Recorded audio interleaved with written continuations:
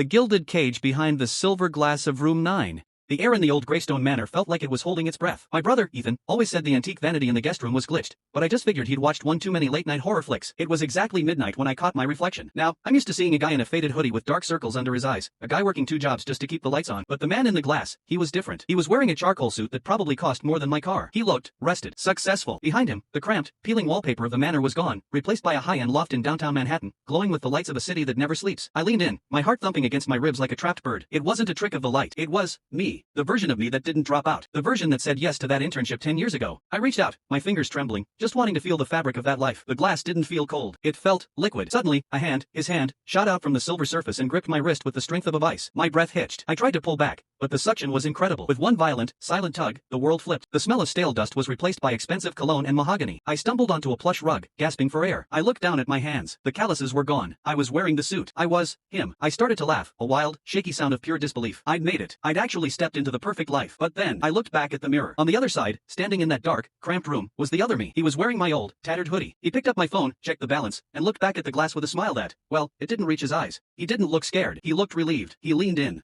Would you trade your entire identity just to be successful for one day? Be honest. Drop a yes or no in the comments.